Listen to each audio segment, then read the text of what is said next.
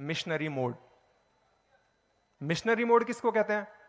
Missionary mode उसको कहते हैं कि जब हम किसी मिशन को बढ़िया तरीके से समझ जाते हैं, उस मिशन को हम आत्मसात कर लेते हैं, उसके बाद में जिस संस्था से मैं जुड़ा हुआ हूं उस संस्था को एज ए सहायक के रूप में तो मैं उपयोग करता हूं, लेकिन उस संस्था के ऊपर मैं निर्भर नहीं रहता कि जी जब तक आर्य समाज के भीतर कोई कार्य होगा तो मैं उसमें सहयोग कर दूंगा और उसके बाद में मैं अपनी दुकान पर जाकर बैठ जाऊंगा, बाकी समय में मेरा कोई चिंतन नहीं चलेगा। यह मिशनरी मोड नहीं है। मिशनरी मोड का मतलब यह है कि आपने सिद्धांत को समझ लिया है, आप सिद्धांत के प्रति समर्पित हो गए हैं और हर समय आपकी बुद्धि आपको यह प्रेरणा कर रही है कि फलाना स्थिति में आर्य समाज को या फिर वैदिक सिद्धांतों के लिए मैं क्या कर सकता हूं। इसको कहते हैं मिशनरी मोड।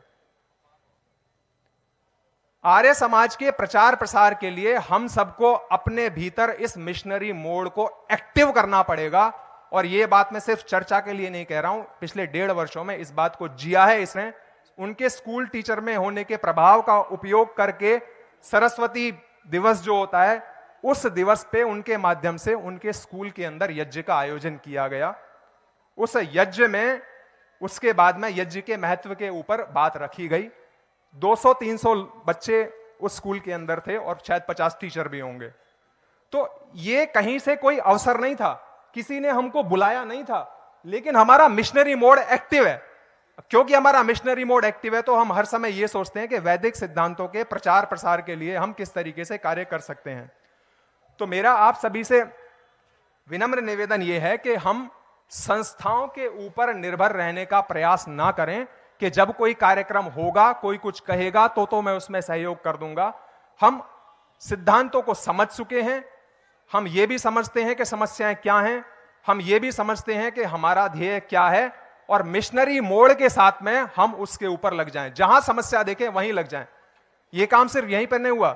मैं यूएस के मिनेसोटा में था। मिनेसोटा अपर अमेरिका में पड़ता है। वहां से मेरे मित्र ने मुझे बुलाया कि मेरे घर पे कार्यक्रम है, मेरे बच्चे का जन्म दिवस है, यज्ञ भी होगा और हिंदू कम्युनिटी के बाकी लोग भी आएंगे। अब उसने तो मुझे सिर्फ इतना कह दिया, मुझे पता था कि मिनेसोटा से कैलिफोर्निया की फ्लाइट अगर मैं लेकर जाऊंगा तो खर्चा मेरा ही होने वाला है, लेकिन मेरे मन में कुछ और चल रहा था। यज्ञ होगा तो निश्चित रूप से यज्ञ के नाम पर खाना पूर्ति होगी और मुझे अवसर मिलेगा। दूसरा, बाकी हिंदू समाज से, संगठनों से, क्योंकि वो सोशल मेरा फ्रेंड आईआईटी दिल्ली का है, वो लोग आएंगे तो मुझे अपनी बात कहने का अवसर मिलेगा। मिनेसोटा से कैलिफोर्निया में अपने खर्चे पर अपनी फ्लाइट लेकर जाता हूं और जैसा मैं सोच रहा था बिल्कुल वैसा ही हुआ। 5 मिनट के भीतर यज्ञ की खाना पूर्ति हो गई।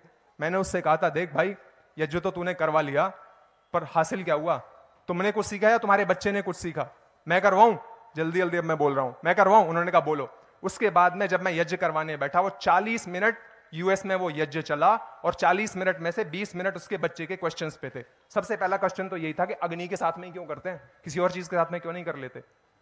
तो बच्चों के मन में इतनी बातें भरी पड़ी हैं, उनको खाली कुरेदने की आवश्यकता है। वही स्थिति युवा पीढ़ी की है, कोई बताने वाला नहीं है। बताने वाला अगर बताने के लिए तैयार है तो सुनने वाले तो आंखें फैलाकर सुन